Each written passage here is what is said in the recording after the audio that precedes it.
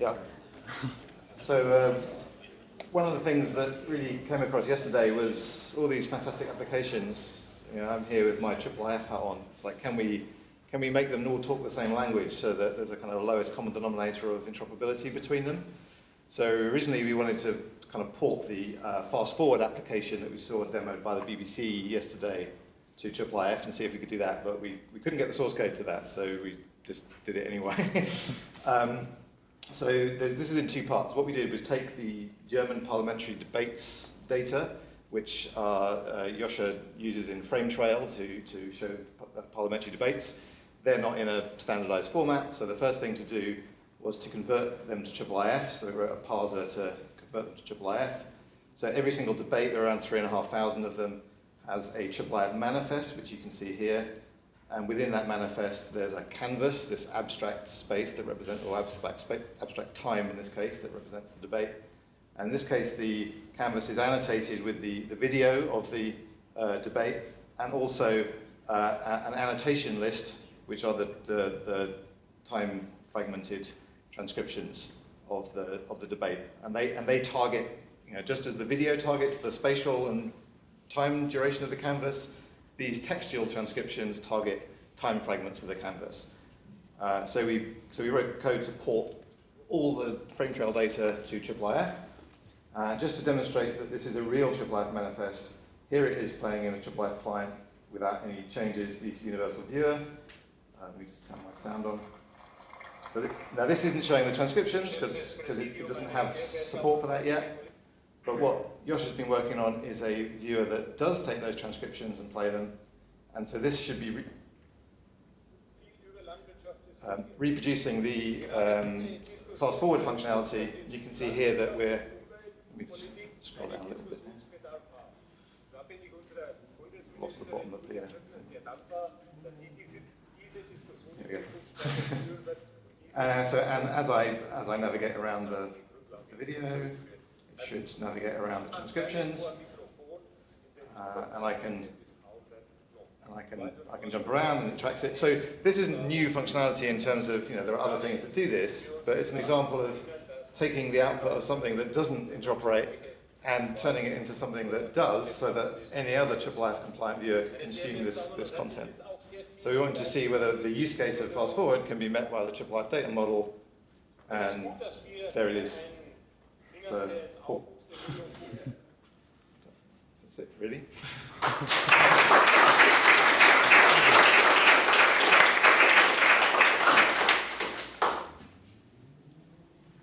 Question? So, yeah.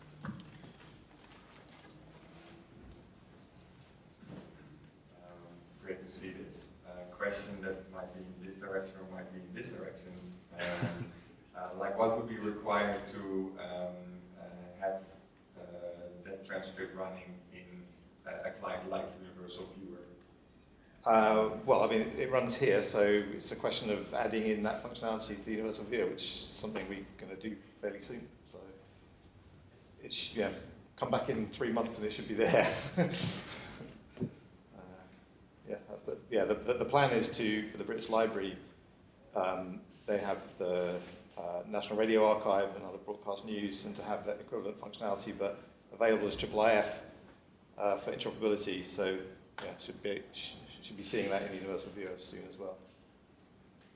But it kind of demonstrates that the use cases we're seeing here can be met by a common interoperable standard.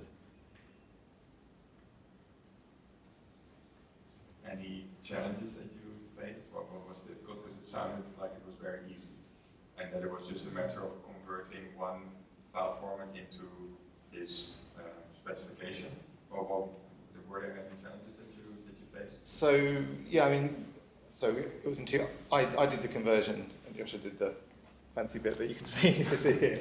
So I mean, from my point of view, the challenges were just kind of understanding the data model of the existing bespoke format for the existing parliamentary debates, and just writing some disgusting Python that hacked them into IFF form, which I need to go and tidy up and make a bit nicer.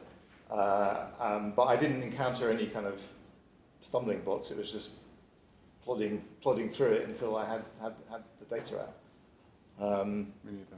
Yeah. Do you want to cover It's the just, I client? mean, the pure number of files and data is of course like, so Tom like, yeah, okay, it works for one file now, I'm going to try to put in the 3,500 files. It worked and that's first of time. course like, oh, okay. It worked first time. It did yeah, work but first time. Yeah, it takes Well, a second while. time. But, Yeah, but no, I mean, that's all very simple. And it's going to be the basis for what we want to do anyway. We're going to do this with the UK Parliament, Canadian Parliament, whatever data. We need a common exchange format anyway, so here it is. Yeah.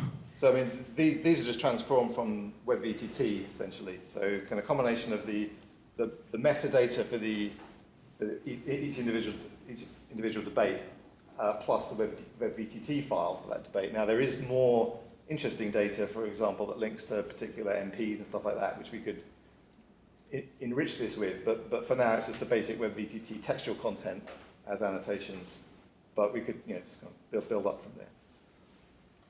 So considering you have plans to apply something similar to other parliaments, is this prototype, if you clean up the code a little bit, that converter script, is that maybe also interesting as showing a way how to do other kind of conversions from some format to triple-I? Yeah, I mean, yeah, there's a link to the repo on the Gitbook page. It's not the prettiest code that hacks its way through that, but yeah, I mean, it's just a kind of example of porting something to triple-I. It's just it's a crosswalk, it's a remapping of the data to a different format.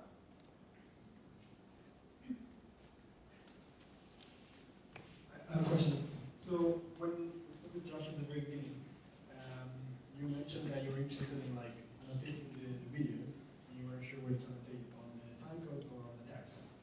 I don't fully understand it about a long time to annotate. So I was wondering what's the kind of solution around that? That's actually like when we talked about that, like for me the interesting thing is to like the first time I worked with audiovisual contents for a long time and with like time-based information about these contents, and this is the first project that I have actual transcripts. So for me it was a bit strange to, like, on the one hand there's this time-based information like an annotation, like derived from whatever media analysis I have an annotation here at this point of time, but it has nothing to do and is not derived from any transcripts. And then again, I have sometimes I have a transcript, then I derive additional information by analyzing the textual data, and in the end, I again have this time-based annotation. And the question is, like, how do you represent all of that? Like, is it all annotations? Like, is it just the media and everything else is annotations? Meaning that transcript itself is also an annotation. How do I deal with the fact that there's actually not always just like textual data that's completely time-based and that you can represent in like WebVTT or SLT standards, but you may have like additional formatting or an example with the parliamentary debates, you have things in between the text blocks which are not actually said and which wouldn't be part of a transcript. How do you, like, where do you put that text, like in which format? Yeah. Well, yeah. So every single annotation we have here has this supplementing motivation, which kind of means it's part of the content of the object. So it is the actual text being represented in the video. Whereas if there was commentary, additional links, they could also be annotations on time ranges or time points, but with different motivations, so that you knew that that wasn't part of the content of the video. It was something about the video or related to the video. But yeah, I mean, and also these, this is a textual body, but you can have markup or markdown or other things going on in there as well, or linking annotations, all sorts of things. Cool. Just a comment. You could use TTML. I think it would satisfy all those requirements. in the body of the annotation. So TTML is just time text. So time text XML format. So you can, it's relatively structured and then you can manipulate it as well. Individual time components. So It's just an idea. well, I'd be interested in converting that to IFF as well. See what's possible. But it's definitely right that this is good for, like, if you, like this problem that I described, that you have these time-based bits and then you have stuff in between and you might have some additional formatting. That, of course, also would work with GTML, yeah. Cool.